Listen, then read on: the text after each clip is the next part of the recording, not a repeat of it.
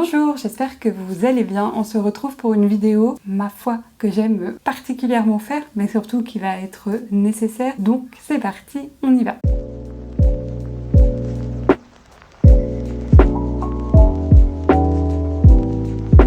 Vous le savez sans doute, j'essaye de vider ma palle. Vous êtes là régulièrement, vous le savez. Et pour vider ma palle, j'aime beaucoup me lancer des petits défis thématiques et donc vlogger ça. Par exemple, j'ai lu dans un vlog le livre le moins bien noté de ma palle et le mieux noté de ma palle. J'ai lu les 3 derniers livres arrivés dans ma palle. Bref, voilà, plein de vidéos thématiques comme ça. L'idée, c'est de réfléchir à ma palle, de réfléchir aux livres qui rentrent dedans, mais surtout peut-être d'aller choisir ceux qui seraient susceptibles de traîner, de rester, parce que c'est ceux ou celles qui me donnent le moins envie ou qui me font le plus peur. Bref, vous savez, vous et moi, vous avez une palle, vous savez. Et donc ces vidéos thématiques me permettent du coup, entre guillemets, grâce à un critère, de m'imposer les prochaines lectures que je vais faire et donc de sortir des livres qui seraient pas forcément sortis. Ça, c'est pour le concept.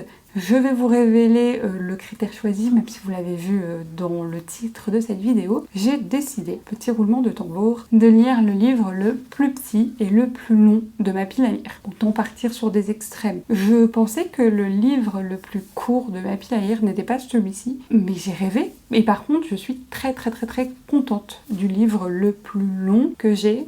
Vous allez comprendre. Bref, le but de cette vidéo, c'est juste de vous faire cette présentation des 2 livres et de revenir après vers vous quand déjà je les aurai lus. Donc trêve de blabla, passons au livre. Le livre le plus court, c'est celui-ci qui est arrivé dans ma palle il y a une semaine tout pile. Au moment où je tourne cette vidéo. En fait, c'est une amie qui me l'a prêté parce que j'ai aimé les poèmes de cette dame, donc de Lucie de la rue Mardrus, dans le recueil de Digli, Je serai le feu. Bref, en lui disant ça, elle m'a dit « Mais moi, j'ai un recueil de cette poétesse. Si tu veux, je te le prête. » C'est une poétesse française du 19e siècle. Et donc, elle m'a passé ce recueil qui fait, évidemment, j'aurais pu le noter avant, mais je ne l'ai pas fait, qui fait 85 pages. Donc, c'est vraiment très court. En plus, c'est de la poésie. Ça a tendance à se lire, ma foi, assez rapidement. Donc, voilà, pour le livre le plus court, c'est vraiment l'histoire d'1 heure maximum de lecture. Mais ça fera toujours un livre en moins dans ma palle. Et comme ça je pourrais lui rendre. Et le livre le plus long de ma palle, et je suis tellement contente que ça soit celui-ci. Je m'étais dit initialement pour faire mon choix, sortir le plus long, que j'enlèverais tous les livres qui sont soit des intégrales, soit des LC. Donc j'ai sorti l'intégrale de Marine Carteron, Les Autodafeurs, mais sinon c'était quand même le livre le plus long que j'avais. Et je suis tellement contente que ça soit ce livre-là, donc Les Oubliés de la Masse de Floriane Soulas. Pourquoi je suis contente que ça soit celui-ci? Parce qu'il dort dans ma palle depuis tellement longtemps que là je l'ai mis dans les reliques de ma palle du mois de mars, enfin pour les lectures de mars, que j'ai trop envie de le lire, vraiment, il me tente tellement. En plus, c'est une autrice de SFFF francophone, donc ça serait parfait pour le challenge que je me suis fixé. Donc voilà, en fait j'attends juste de le lire. À chaque fois il y a d'autres choses qui se jouent, d'autres lectures qui deviennent prioritaires. De la même manière, j'ai pas regardé, il fait 830 pages, donc c'est quand même un beau bébé, mais en général les formats poche comme ça se lit assez rapidement, et donc 830 pages, j'aimerais bien le finir assez rapidement, donc ça implique un rythme de lecture assez soutenu. Mais bref, je suis tellement contente parce que comme cette vidéo va sortir, il n'y a pas le choix en termes de planning YouTube, ça veut dire qu'il va être lu, qu'il va être sorti, et ça me réjouit vraiment beaucoup. Je reviens vers vous quand j'ai avancé ces lectures. À de suite.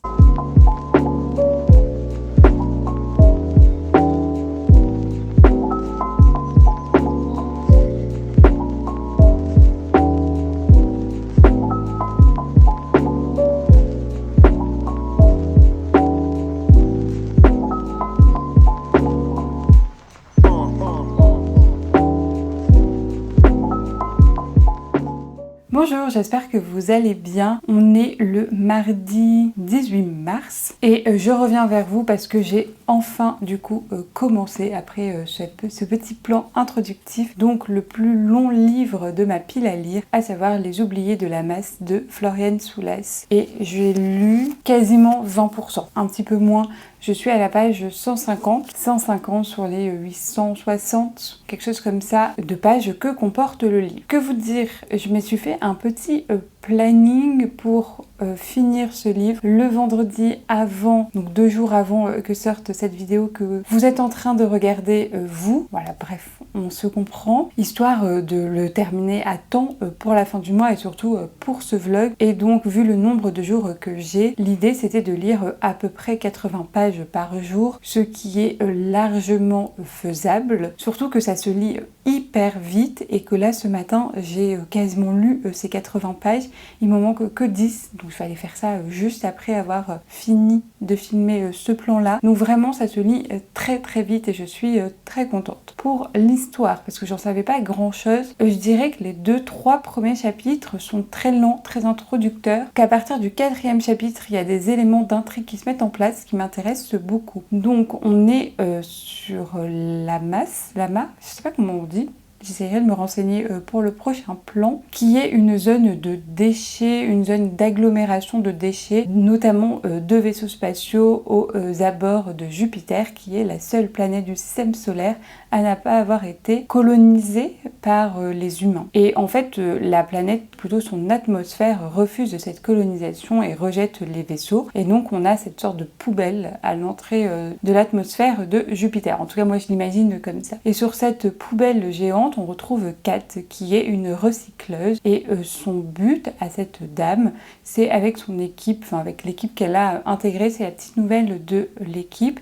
Ils vont aller sur ces vaisseaux abandonnés aux abords de Jupiter, farfouiller pour pouvoir revendre ce qu'ils et elles trouvent. Donc on a quand même une description de ville assez glauque, qui est juste un agglomérat de vaisseaux spatiaux. Ça donne pas très envie.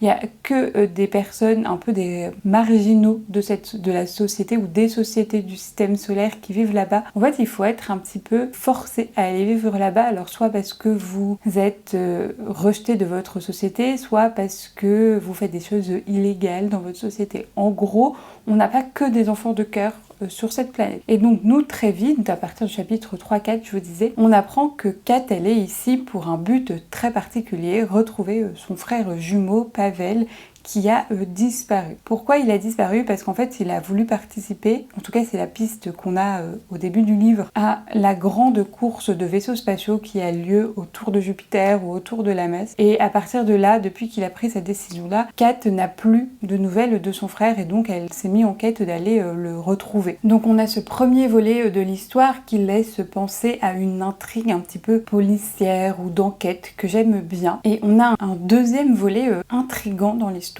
qui est le passé de Kat. Parce que Kat, qui est en fait le diminutif de Ekaterina, est une scientifique de renom dans sa planète initiale, enfin sur sa planète initiale, à savoir Neptune. Je confonds un petit peu toutes les planètes qui sont présentées dans le livre. Et en fait, c'est une scientifique qui a travaillé sur la manipulation de la matière. Je ne saurais pas trop vous expliquer davantage. Et en fait, elle a un petit peu tout plaqué du jour au lendemain pour aller chercher son frère. Mais vu comment c'est narré, je pense qu'il n'y a pas que ça. Et donc j'ai très hâte d'en savoir plus. Ce que j'aime bien dans l'histoire, outre le fait que ça se lit vraiment bien, c'est cette dimension planète opéra. Alors planète, il faut le dire vite parce qu'on a, comme je vous le disais, cet amas, cet agglomérat de vaisseaux spatiaux. Donc c'est pas vraiment une planète, mais il y a toute la répulsion et l'attraction qu'exerce Jupiter sur ses habitants et habitantes. Mais il y a aussi une dimension space opéra parce que les voyages entre planètes sont assez faciles vu ce qu'on nous raconte. Et en même temps, on n'a pas trop le passé des planètes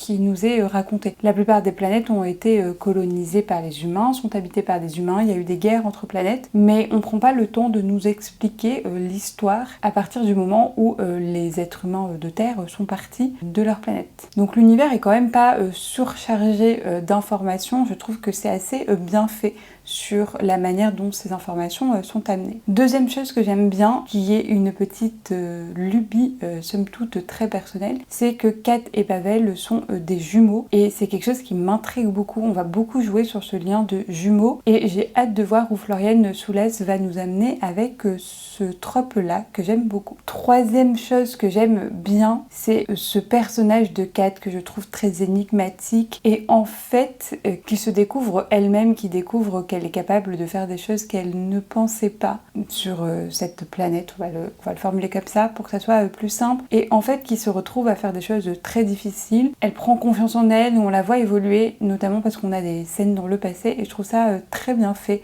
J'aime bien ce personnage de femme, pas forcément forte, mais que les circonstances rendent forte. En plus, c'est une femme intelligente, on le sait, et elle s'en sert, et je trouve ça très intéressant. Il y a beaucoup d'intrigues et de mystères, j'ai envie d'en savoir plus. Écoutez pour le moment, et comme ça, on va s'arrêter là. J'aime beaucoup ma lecture, j'ai hâte de continuer, je vais essayer de vous faire des points plus réguliers. Et je vous emmène évidemment dans ces 2 semaines de vlog, vu l'épaisseur du livre. On va voir. À très vite.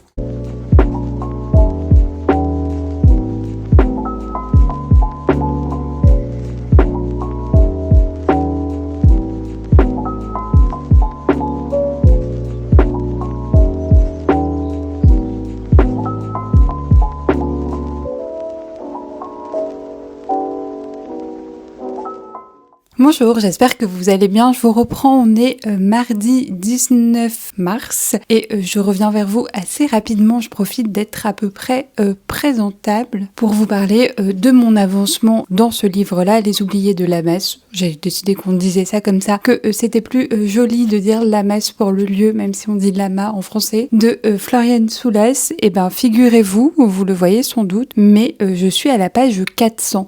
Donc je suis pas tout à fait à la moitié vu que le livre en fait 830, mais vraiment je suis pas très loin, je suis à 48%. Et comme je suis pas sûre de relire aujourd'hui, je voulais faire un petit point avec vous.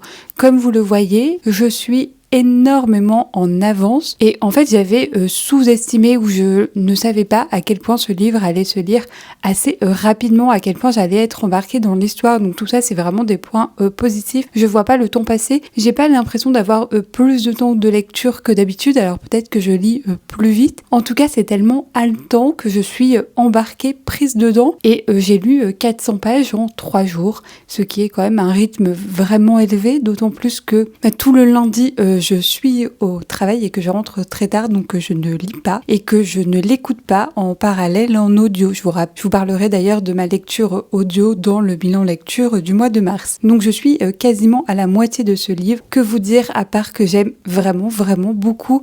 Je suis embarquée dans l'histoire, j'ai du mal à lâcher le livre. Les moments de tension, je retiens ma respiration. Bref, c'est une lecture très plaisante et très divertissante. On est toujours avec Kat qui cherche son frère et elle est aidée par plusieurs personnes. Même s'il y a des facilités narratives, j'aime beaucoup l'univers, le world building et toutes les intrigues, les mystères qu'il peut y avoir, surtout en lien avec la planète Jupiter qui fascine, qui intrigue, avec cette question de fond, est-ce que la planète est vivante? Et si oui, est-ce qu'elle est vivante au sens où on l'entend nous, avec une conscience? Ou est-ce qu'elle est vivante, je sais pas, autrement.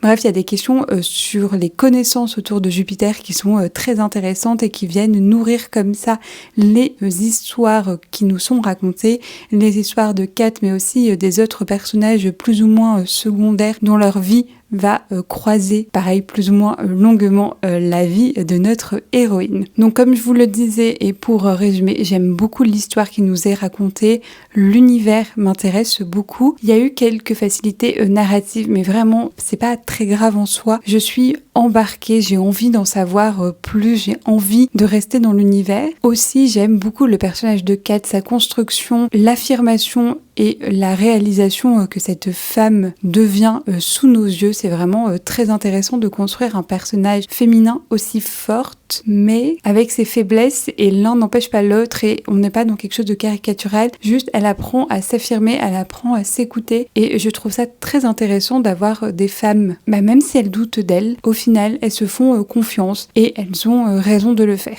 À tout ça s'ajoute un dernier point que j'aime vraiment beaucoup, comme je vous le disais, on est dans un planète opéra, avec de temps en temps quelques mentions de l'univers solaire et de ce qui s'est passé, donc par moments on frôle avec des passages de space opéra, mais il y a une dimension vraiment que j'aime particulièrement. On a des courses de vaisseaux spatiaux, une course autour de Jupiter qui est illégale, et donc comme je vous disais, sur cet amas de vaisseaux qui forment une sorte de planète, un peu comme le continent de plastique qu'il y a sur notre planète à nous, mais là c'est la même chose avec des vaisseaux spatiaux, les débris qu'il en reste, et donc sur cet endroit-là vivent exclusivement les marginaux, les criminels et tous les gens qui n'ont pas pu, pour une raison ou une autre, volontairement ou involontairement, s'intégrer dans leur planète d'origine. Et on a donc une course de vaisseaux spatiaux illégale. J'adore l'idée. J'adore comment on joue sur cette question de justice et de relativité de ce qu'est la déviance ou la transgression des normes d'une société. C'est assez intéressant. Et cette course, je trouve ça assez original. On reprend un peu les codes de ce qui fonctionne dans l'univers un peu mafieux sur Terre et on le transpose dans l'espace et j'aime bien. Je trouve ça intéressant. Et surtout, cette course, elle apparaît pas juste pour nous divertir. Elle a de vrais liens avec l'histoire qui nous est racontée, l'histoire du jumeau de Kat qui est porté disparu. Concernant un des éléments qu'on a appris sur Pavel, le jumeau, on le voit arriver longtemps à l'avance. C'est un petit peu dommage, c'est ce que je vous disais, il y a quand même quelques facilités narratives qui font qu'on voit un petit peu venir les événements, je trouve. Encore une fois, je suis pas une lectrice très active dans ma lecture, donc quand je vois venir des choses, c'est que c'est quand même assez gros. C'est dommage, mais ça ne m'a pas enlevé, comme je vous disais initialement, mon envie et mon plaisir à découvrir ce livre-là. Donc 400 pages en 3 jours, il va être fini beaucoup plus rapidement qu'escompté, et c'est tant mieux parce que c'est une grosse pavasse.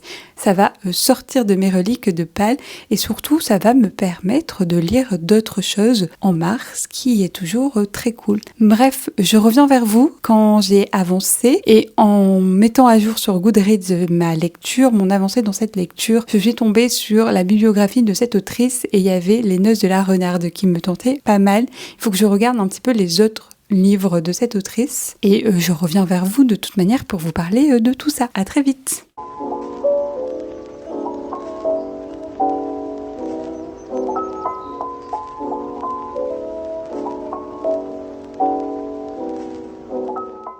Bonjour, j'espère que vous allez bien. On se retrouve, on est le samedi 22 mars et je vous retrouve parce que bien évidemment j'ai avancé et très bien avancé Les Oubliés de la Masse de Florian Soulas. Je suis à la page 647, donc il me reste moins de 200 pages. Donc on peut dire que je l'ai dévoré. Que vous dire de plus à part que j'aime toujours autant cette lecture, que cette histoire de course de vaisseaux spatiaux dans l'espace me ravit. Je suis très contente des tenants et des aboutissants qui sont liés à ça et aussi de l'évolution vraiment du personnage de Kat, donc notre héroïne. Je vais pas vous en dire grand chose de plus.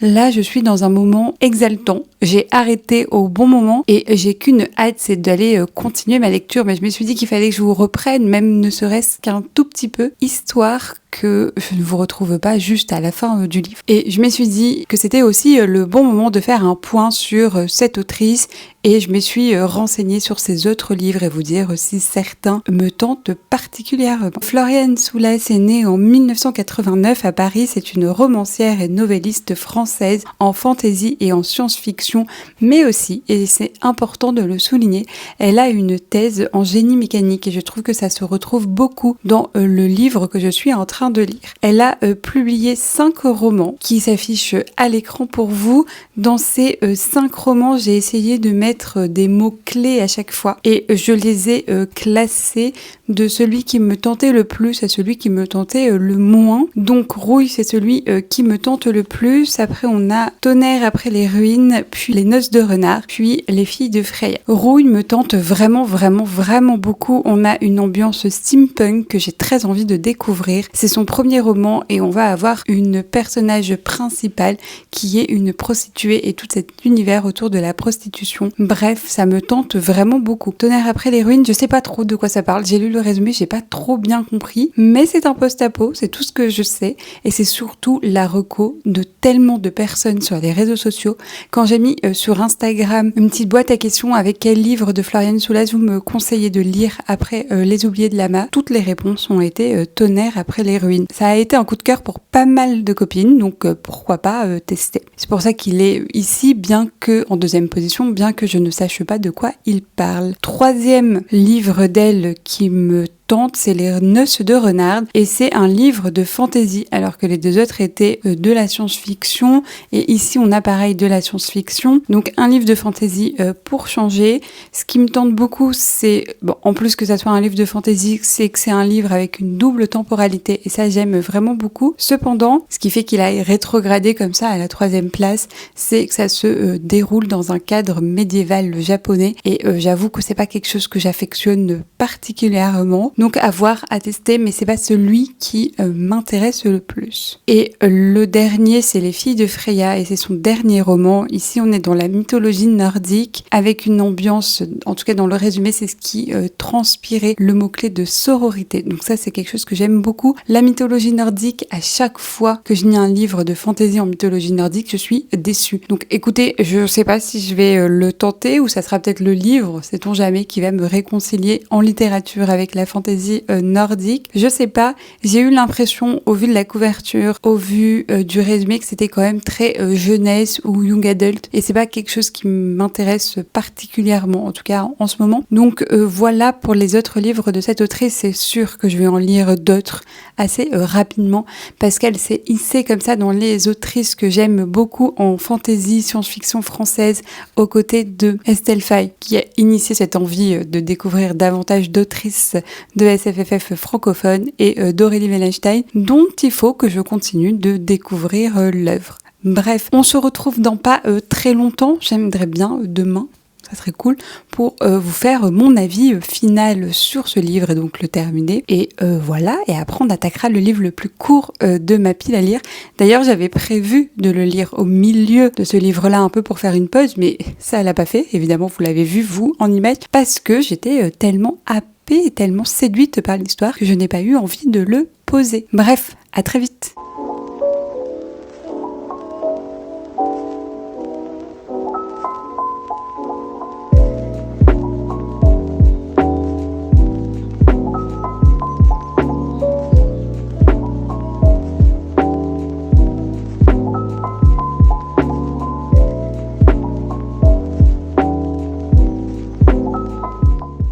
Bonjour, j'espère que vous allez bien. Je vous reprends pour le dernier plan concernant ce vlog où je lis le livre le plus long et le plus court de ma pile à lire parce que j'ai fini ces deux lectures dimanche soir. Donc là on est mardi matin et je vais commencer par donc ce livre-là, toujours Les Oubliés de Lama de Floriane Soulas. J'ai dévoré ce livre comme vous l'avez vu. La fin n'a pas fait exception, je l'ai vraiment dévoré, j'ai eu du mal à le poser, y compris quand j'étais fatiguée le soir, donc c'est vraiment signe d'une très bonne lecture. La fin m'a beaucoup bouleversée. Je trouve qu'on a toutes les réponses à nos questions. J'ai été très contente de voir où ça a mené. On n'a pas une fin héroïque, on n'a pas une fin merveilleuse où tout est beau, etc. Je trouve ça très nuancé comme fin et c'est très intéressant. Même si l'épilogue m'a brisé le cœur et j'étais vraiment très triste de la fin de cet épilogue. On parlait un peu de l'héritage que Floriane Soulas a par rapport aux œuvres d'Asimov, notamment Fondation, et c'est vrai qu'on retrouve beaucoup de questions éthiques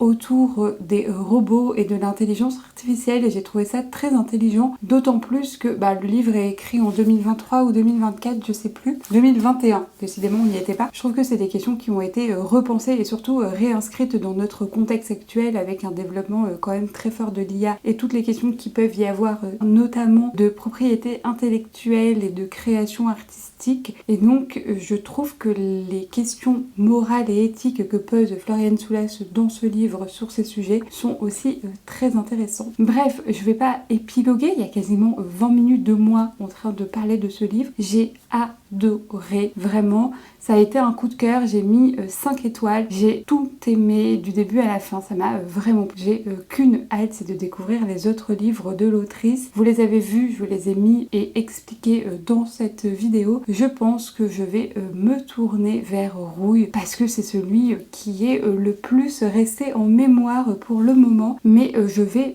continuer de sûr à découvrir cette autrice. Et sur un tout autre registre, bien évidemment, j'ai lu le livre le plus court de ma palle. Ce livre fait des effets à la caméra, c'est très particulier. Bref, donc j'ai lu ce livre-là qui est Nos secrets d'amour de Lucie de la rue Mardrus, qu'une amie m'a prêté et qui est vraiment très court, il fait moins de 90 pages et j'ai beaucoup aimé. Comme je le disais, cette autrice française écrivaine du début du 19e, de la fin du 19e siècle. Je l'ai découvert dans le recueil de poésie de Digli, Je serai le feu. Et c'est vrai que j'avais dit, il me semble en vidéo, que certaines poétesses m'avaient plus touchée que d'autres, que j'avais envie de découvrir certaines poétesses. Et là, c'est chose faite. J'ai en plus trouvé que la préface était hyper intéressante parce qu'elle remettait dans le contexte les poèmes qu'on lisait. En effet, ici, Lucie de la rue Mardrus, et donc le titre de l'ouvrage du recueil, vous aura sans doute mis sur la voie, écrit de la poésie pour Nathalie Barney, qui est une américaine